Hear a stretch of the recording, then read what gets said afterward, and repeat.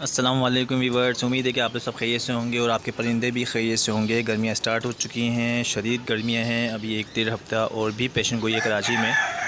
गर्मियाँ इसी तरह पड़ने की हवाएं भी चल रही हैं और साथ में गर्मी की तपिश भी ज़्यादा है। तो हवाओं से महफूज रखें और गर्मी के लिए ORS का इस्तेमाल करें, लाजमी फ़ायदेमंद है। और उसके साथ ये है कि कभी हवाओं का इशू आता है, कोई इशू आता है, हल्की सी ठंड होती है, जो कि ठंड लग नहीं रहा, बेज़ाहिर ना होगी ना, ऐसा कोई है एक्सपेक्टेड। मगर अगर कहीं किसी इलाके में ऐसा लगता है कि वहाँ ठंड है, हवाओं में जो थोड़ी सी ठंड है, तो उसके लिए आप फिर ब्रूफिन का इस्तेमाल करवाएं लाजमी परिंदों को। आज का मेरा टॉपिक जो है वो लकड़ी के गेज यानी कि पिंजे जो हैं उसी हवाले से है, डफ़ के हवाले से। और कि उसको हम लकड़ी के पिंजों के अंदर हम उसको कर सकते हैं, या फिर जो है क्या बोलते हैं हम जो है आपका लोहे के जो इनके जो वो होते हैं बारह खानों के जो पिंजे वगैरह होते हैं, उसके अंदर हम जो है डफ़ की फार्मिंग करें या डफ़ की जो है ब्रीडिंग करवाएं। तो वीडियो देखने से पहले लाइक करें, सब्सक्राइब करें, व्यूज़ दें, कमेंट दें। अपने टॉपिक की तरफ कि लकड़ी के केजेस या लकड़ी के जो पिंजरे हैं वो फ़ायदेमंद हैं या लोहे के। देखें, अगर आपने सेटअप बनाया हुआ है, मास्टर गेज एक बनाया हुआ है, जैसे कि मेरे पास आप नज़र आ रहा होगा इस वक्त पूरा छत वगैरह हर चीज़ कवर है और बारिश का पानी का इस टाइप की कुछ चीज़ आने का अंदर जो है बहुत ही कम मतलब चांसेस हैं, तो उसके लिए तो आपके लकड़ी के पिंजरे सूटेबल हैं, सही ना। और अदरवाइज़ कहीं ऐसा है जहाँ पे पानी का इशू आता है या दूसरे मसले आते हैं, क्योंकि डफ़ परिंदा ऐसा है जो नहाता नहीं है, परिंदा ना जो ये नहाता नहीं है, ये यानी अगर ये नहाना शुरू कर देगा प्यालों के अंदर तो फिर पानी वो लाजमी आता है आपकी ट्रे में गिरता है, और जिसकी वजह से ये होता है कि वो ट्रे भी गलना शुरू हो जाती है, जैसा कि फिंच और जावा वगैरह करते हैं जैसा कि, तो वो वैसा ये वो नहीं करता। तो इसके लिए ये कि लाजमत आप अगर लकड़ी का पिंजरा भी रखते हैं तो खुदा से कोई इशू नहीं आएगा। मेरे पास लगा शुक्र है लकड़ी के पिंजरे भी रखे हुए हैं, इसमें ये ब्रीड भी कर रहे हैं, सब कर रहे हैं, आपके सामने हैं, देख सकते होंगे।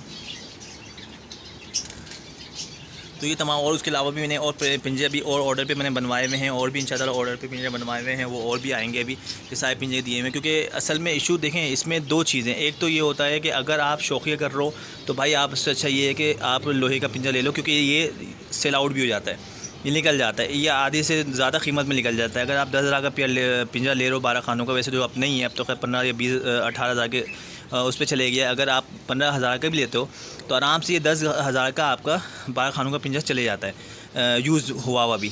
मगर लकड़ी का जो पिंजरा होगा वो नहीं जाता, वो उसकी जो वैल्यू है वो नहीं होती। अगर आपने 5,000 का पिंजरा बनवाया, 4,000 का पिंजरा बनवाया हुआ है, या जो है जो जितने का भी बनवाया हुआ, तो वो उतने का नहीं जाएगा, वो आप भूल जाएँ कि वो आपको जो है कोई फ़ायदा दूर की बात है, बल्कि लॉस ही देगा।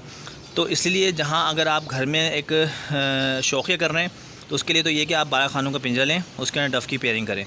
अदरवाइज़ अगर आप एज अ बिज़नेस तौर पे कर रहे हैं तो फिर आप लकड़ी के पिंजरे भी लगा सकते हैं, कोई इशू नहीं है। क्योंकि देखिए मेरे पास इशू ये है कि मैंने अगर ये पिंजरे बनवाए, ये 3 खानों के पिंजरे समझ लें मैंने अगर बनवाए हुए हैं, और इसमें 3 पेयर भी मैंने ब्लैक रेड डफ़ के छोड़ दिए या सादे भी छोड़ दिए, ये मेरे पास इस कंडीशन के अंदर ये जो मास्टर गेज के अंदर आराम से साल, 1.5 साल, 2 साल आराम से निकालेगा, सही। तो मेरे पैसे वसूल हो गए, मुझे कोई इशू नहीं है, ये 1 से 2 क्लच में मेरे पैसे वसूल हो गए। इस तरह ये मैं अगर पिंजरे बनवाए, मैंने अगर 5,000 के मैंने पिंजरे बनवाए हुए, तो 5,000 ये 2 से 3 क्लच में मेरे को वसूल हो जाएंगे, कोई इशू नहीं है। और उसके बाद जो मेरे पास चल रहा है ये बोनस है, समझ बात को। तो इसलिए मेरे को इशू नहीं है, क्योंकि मैं बिज़नेस पॉइंट ऑफ व्यू से कर रहा हूँ, मुझे कोई सेटअप ख़त्म नहीं करना या मैं कोई शौकिया काम नहीं कर रहा।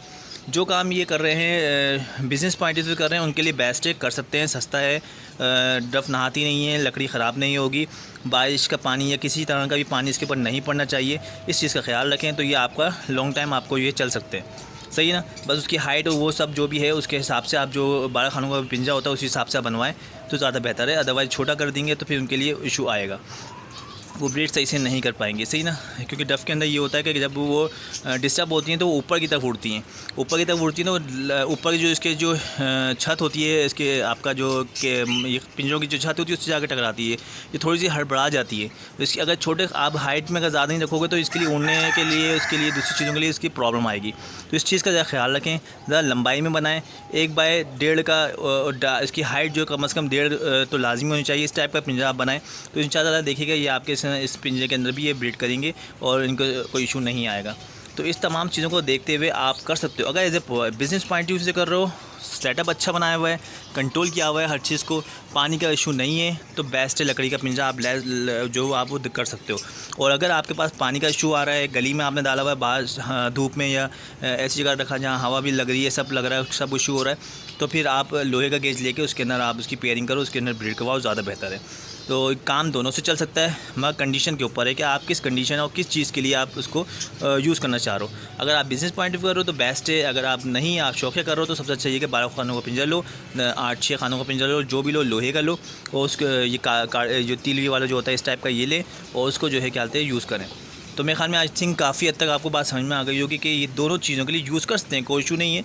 बट ये है कि कहाँ लकड़ी का यूज़ कर सकते हो, कहाँ आप लकड़ी का नहीं, आप लोहे का यूज़ कर सकते हैं, वो आपके ऊपर है। आप देख, मैं वीडियो को आपका काफ़ी हद तक समझा दिया होगा, तो आप मेरी बातों को समझ में आपको आ गई होगी। तो इंशाअल्लाह फिर किसी और टॉपिक पर दोबारा बात करते हैं। अपने परिंदों का ख्याल रखिएगा। फिर इंशाअल्लाह ताला किसी और टॉपिक में मिलते हैं। लाइक ज़रूर दें, कमेंट्स ज़रूर दें, सब्सक्राइब ज़रूर किया करें। फिर इंशाअल्लाह मुलाकात होती है। अल्लाह हाफ़िज़।